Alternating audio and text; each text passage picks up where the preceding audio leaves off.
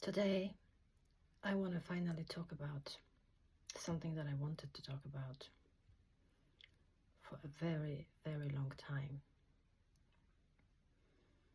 which is my diagnosis that I had for years, that I believed in for years. It almost got me trapped. Luckily, thanks to my intuition, I never fully believed it. But I want to talk about it because there's so many people out there who still do believe. And it pains me so much. As a practitioner, I've been dealing with Lyme disease. Most of my clients have got this diagnosis. And they are so convinced about it. Because everywhere they look, everywhere they read, they can see the same story. And I get it. I've been there myself. I went through all of this. When you suddenly get the symptoms, mysterious symptoms, and your life gets turned upside down, and you don't know what's wrong with you, but you know that something has happened. But people don't seem to understand what's going on. You kind of still look okay, but you feel like hell. And depending on the severity of symptoms, you get either debilitating fatigue, and you can't get out of bed, or you get dizziness, brain fog, or both. Or suddenly your digestion starts failing and you become sensitive to most foods. And that's how it begins. You start looking for answers. You go to your doctor, they do your bloods, they do some basic checks. Everything seems fine. So they maybe tell you, oh, maybe it's some sort of virus. You just need to wait and get over it. Maybe some post-viral chronic fatigue syndrome. You're gonna be fine. But if you don't, you end up developing more symptoms and you start searching for answers even more. You end up on Google being your own doctor, searching and searching, reading more and more horrifying stories. And usually you come up with some strange ideas. Maybe it's a deficiency, like a B12 deficiency or vitamin D deficiency, because the symptoms are kind of similar. Yeah, I must have vitamin D deficiency or B12 deficiency if it's neurological, if most of your symptoms are neurological. So you start supplementing, but you can't see much change. Maybe it's magnesium. You start supplementing magnesium. Still no change. And eventually you come across some ideas, maybe on Google or maybe from your friends, that it might be Lyme disease. And as you start reading the symptoms and the description of the illness and everything related to it, saying that the testing is unreliable, that you may have it without being positive on any sort of test unless you pay thousands of pounds or dollars to use some private labs, you start questioning your own sanity a little bit. And you try to remember and figure out, maybe you did get bitten by a tick, but you've got no memory of it. But they say they are so tiny, the lymph ticks can be so tiny, you may have not noticed being bitten. And maybe it did infect you with this poisonous load of infections, Borrelia, Babesia, Bartonella, etc., etc., and a host of viruses. Because this is what you get when you read about about Lyme disease, about the bacteria linked to the infection. That not only do you get one, you get a whole host of them, the main one and the co-infections. So you end up looking for doctors, and you find that most doctors don't even recognize Lyme disease, chronic Lyme disease. Those who do will give you a course of antibiotics, and they will say, you should be fine if it's Lyme, So you take them, you might feel a little bit better, or you might feel even worse, but you take a course of antibiotics, and if you do feel better, sadly for you, you convince yourself even more that you do have Lyme disease. And then you get off the antibiotics, and the symptoms come back. So you try another load and another load. Some people don't go with antibiotics. They prefer the natural route. So they will find a holistic practitioner, a naturopath who specializes in treating Lyme disease, and they will start supplementing herbs, because people believe that herbs are more natural and they will just be better for the body to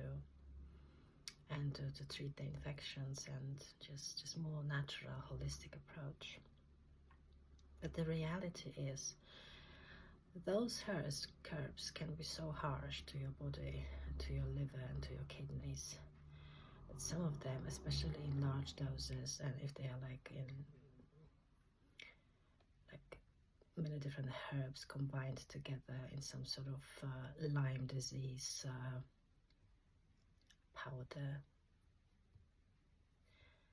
they can be so overwhelming to your system that you feel worse, much worse. But then you are told, oh, it's normal, it's possible. You are experiencing a Herx reaction, it's a die-off effect. All those microbes are suddenly dying, and you have to cope with the detoxification process. And it can be really hard and harsh on your body, so you just have to hang in there, and things will usually get worse before they get better. That's what you get told. So you are told to drink lots of water, take Epsom salt baths to help the body detoxify, because the killing is happening in the body, and everything has to be eliminated, so you just need to support the body with the elimination process. And you try that for a while, depending how it works for you. If the Herx is completely unbearable, you stop it. If it's kind of still working for you, but you still don't feel much difference in your symptoms, you are told you have to wait, you have to take them for months to see the results.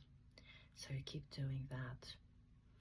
You spend money, you pay for the appointments, you pay for the herbs, and you keep taking this, hoping that one day the stubborn microbes in your body, which are trying to eat you alive, one day they will be gone and they will be dead, and you will again regain your health, and you will be fine. Because the biggest problem with Lyme disease, and the biggest problem with the approach to treating the so-called Lyme disease, is most people focus on killing the pathogens, killing the microbes, because that's what we were told. We are told that there's this host of unfriendly microbes suddenly attacking you and making you ill, causing all those symptoms, and bringing your body completely out of balance, and that they are so stubborn and so difficult to be eradicated that you have to take all those herbs or antibiotics or whatever other remedies for years, or at least months. I was lucky because I never kind of believed it. When I had received my Lyme disease diagnosis, I was like, Do you know, it doesn't really speak to me. I remember, like, almost like my soul was talking to me, don't take it to yourself. There's something wrong about it. There's something off about it. But I fell for the propaganda, as I call it, at the beginning. I didn't go for antibiotics. I did the herbs for a while, not too much, I don't know, maybe a few weeks. Nothing changed. Kind of made me feel heavy and toxic. Then I tried frequency therapy, got myself like a Rive machine, was doing that, killing with specific frequencies, Borrelia, Babesia, Bartonella, whatever, Epstein-Barr. Didn't feel much difference. And then I was led to biomagnetic pair therapy. And this was the game changer for me. And I'm not saying this therapy is a game changer as such, that is like a miraculous treatment, you know, that's gonna save you from Lyme disease. What I'm saying is it completely changed my outlook on this condition and basically any other condition. So if you are in a situation now where you still believe that the main reason you are sick and the main reason why you are experiencing symptoms, even though you have tried all sorts of protocols, approaches, herbs, antibiotics, supplements, diet change, and etc., etc., if you still believe that this is the main problem and this is the way out, by trying to kill, you know, using all sorts of different approaches, I don't know, ozone, or going to clinics in Germany or wherever else to get better from this Lyme disease, by exposing your body to harsh treatment, which is at the same time supposed to kill the microbes.